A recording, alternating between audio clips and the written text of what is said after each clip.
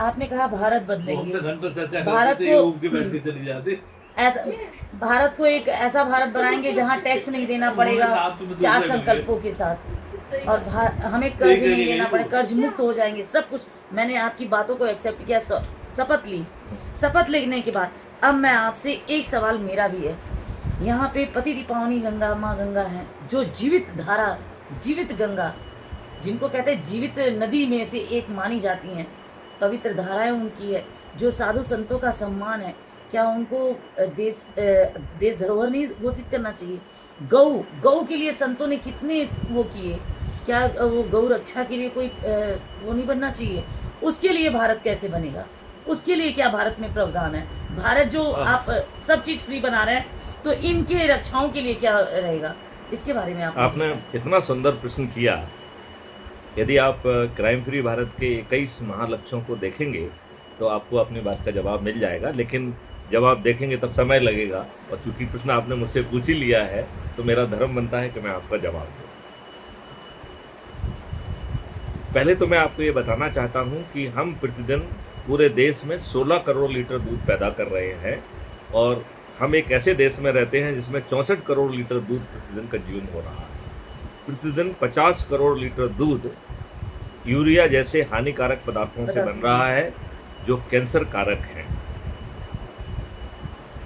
तो जो आप गाय की बात कर रहे हैं, यदि आप अपने वैदिक ज्ञान पे जाइए तो गाय के शरीर में सभी देवी देवता जो है विराजित है, वास है। जब सभी देवी देवता वास करने के लिए पहुंच रहे थे तो विष्णु भगवान ने कहा लक्ष्मी जी से चलो आप भी, तो उन्होंने कहा नहीं मैं ठीक हूँ यहीं पे। जब उन्होंने देखा कि सभी देवी देवता पहुंच के विराजित हो गए हैं तो उन्हें फिर बड़ा बुरा लगा, तो वो पहुंची गाय माता के पास। गाय माता मुझे भी कोई जगह दे दीजिए, सभी बैठ गए, अब हम अकेले बाहर क्या करेंगे? तो उन्होंने कहा कि माता आप तो धन की देवी हैं, आपको जहाँ जगह दिख जाए वहाँ बैठ जाओ। तो वहाँ कोई जगह ही नहीं थी, तो लक्ष्मी माता गाय के गोबर में विराजित हुई। ये बहुत बड़ा संदेश है। ये इसको जो है ये ज्ञान है, ये वैदिक ज्ञान है। हमारे देखिए, हम सब लोग जो है डॉक्टर MS स्वामीनाथन को आप किस रूप में जानते हैं? हरित क्रांति के जनक के रूप में। हरित क्रांति। और मैं जब उनकी तरफ देखता हूँ तो एक अदना सा प्राणी जिसको एग्रीकल्चर की ABCD नहीं मालूम है, मुझे इसमें एक अंतरराष्ट्रीय साजिश दिखाई देती है। इस व्यक्ति ने भारत से ऑर्गेनिक खेती को नष्ट कर दिया। आज यदि हार्मफुल केमिकल और फर्टिलाइजर यदि कैंसर कारक हो गए हैं, आपके बगल में पंजाब में कितनी ट्रेन्स जो है हमारे कैंसर ट्रेन चल रही हैं। बिल्कुल बिल्कुल। तो जो हानि आज हो रही है वो हानि डे 1 पे भी होने वाली थी। बिल्कुल।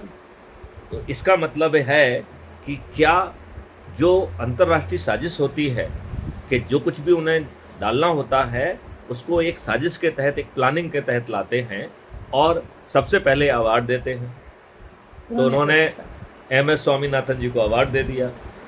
वैसे रेफरेंस के लिए बता दूं, केजरीवाल को भी मैग्सेसे अवार्ड मिला था, तो वो भी शायद किसी इंटरनेशनल साजिश के ही हिस्सा रहे होंगे। ठीक है ना, मुझे नहीं मालूम। सत्यता है। आज ही आप देखिए इतने सारे कंपटीशन हो रहे हैं और विश्व सुंदरी भारत से आ रही हैं। आपको मालूम है वो विश्व सुंदरी भी जो है एक इंटरनेशनल साजिश है। बिल्कुल। एक कॉस्मेटिक सामग्री बेचने की साजिश है। बिल्कुल। तो अब अपन मूल विषय पे आते हैं, गाय पर। तो क्राइम फ्री भारत कह रहा है कि ये हमारी महती आवश्यकता है कि हम गायों की संख्या को 10 गुना करें। तो जब हम गायों की संख्या की 10 गुना की बात करते हैं तो लोग मुझसे पूछते हैं कि साहब आज जितनी है उनकी दुर्गति हो रही है, वो जो है ना घूरे पे बैठी हुई हैं, रोड पे बैठी हुई हैं, रोज एक्सीडेंट हो रहे हैं, उनका कोई ध्यान नहीं रख रहा है, और आप 10 गुनी कर देंगे तो कहाँ ले जाएंगे? तो सबसे पहले मैं चित्रण करना चाहूँगा कि वो भारत की गौशालाएं कैसी होंगी। जैसे अभी हम आपको बता रहे थे कि भारत की यूनिवर्सिटीज कैसी होंगी, वैदिक यूनिवर्सिटी। तो अब मैं आपको एक चित्रण करना चाहता हूँ कि हमारी गौशालाएं कैसी होंगी। और फिर से मैं वो स्पष्ट कर दूं, जैसा मैंने वैदिक शिक्षा के लिए कहा था कि हमारी गौशालाएं हजारों एकड़ों में फैली होंगी और उसके लिए किसी किसान को अपनी भूमि देना अधिकृत नहीं की जाएगी, वो ओनर्स क्लब का सदस्य बन जाएगा और जो इससे अपार धन संपत्ति पैदा होने वाली है वो किसानों को भी पहुंचेगी। राइट। तो अब कैसी होगी ये, अब मैं इसका एक रूप जो दिखाता हूँ। हमारी गौशालाएं जो है, ढेर सारी गौशालाएं सर्कुलर शेप में, राइट। इन गायों को बना के लिए ब्रीडिंग सेंटर्स होंगे, वो आज के बहुत एडवांस ब्रीडिंग सेंटर्स होंगे, जिससे हम इस संख्या को 3 से 5 साल में 10 गुना कर सकते। इसके लिए हमें एक बहुत कॉन्शियस एफर्ट करना। इनके लिए जो गौशालाएं बनेंगी, इसका कोई भी खर्च किसी के ऊपर नहीं आएगा, क्योंकि वो राष्ट्रीय संपदा का निर्माण होंगे और धन का निर्माण करेंगे। राइट। मानती हूँ। इन गौशाला के आसपास जो है ना, हर गौशाला के लिए एक डेडिकेटेड कॉरिडोर होगी। तो गायें जो है ना गौशाला में बंधेंगी नहीं, वो डेडिकेटेड कॉरिडोर में विचरण करेंगी। उस डेडिकेटेड कॉरिडोर में ध्वनि यंत्र लगे होंगे, जिसमें वैदिक मंत्र और बांसुरी का वादन होगा। हम भगवान कृष्ण को तो नहीं ला सकते हैं, माइनस भगवान कृष्ण जो है ना, हमारी गौशाला में भगवान को छोड़ के बाकी सब कुछ होगा और शायद अदृश्य रूप में भगवान भी वहाँ पे पहुँचेंगे।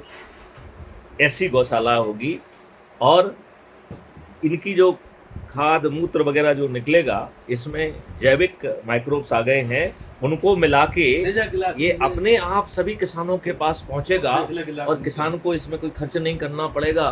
चाय आपकी ठंडी हो रही है। किसानों की आमदनी 5 गुना और मजदूरों की आमदनी 10 गुना हो जाएगी। क्या हमारा गौशालाओं का चित्रण सुनने के बाद आपके जहन में कोई प्रश्न आ रहा है? जी बिल्कुल, एक प्रश्न आया। किसानों को वहाँ पे आपने कहा, एक वर्ड बोला था, शायद मेरे दिमाग से स्किप हो रहा है, कि वहाँ पे किसानों की जमीन नहीं जाएगी, किसानों की एक ओहदा दिया जाएगा, वो ऑनर्स क्लब के सदस्य, ऑनर्स क्लब के। तो क्या ये चीज किसानों की जमीन पे तो वो बनेगा? किसानों की तभी तो ऑनरशिप मिलेगा उनको। किसानों की जमीन पे बनेगा। किसानों की जमीन पे जो उपज होगी उस पर भी जो है, आज बेचारे किसान कितने परेशान हैं। बिल्कुल। बीज हमने उनका नष्ट कर दिया है, बेचारे हजारों लाखों में जो है ना बीज खरीदते हैं, बिल्कुल कर्ज में है। इंसेक्टिसाइड, पेस्टिसाइड और ढेर सारा जो है ना फर्टिलाइजर डालते हैं, जिससे जो है ना हमारी जमीन मृतसम हो गई है। राइट। यहाँ पे हमने दारू पिला के श्रमजीवियों को बर्बाद कर दिया है। कोई भी जो है श्रम करने की स्थिति में नहीं रह गया है। तो मैं तो किसानों की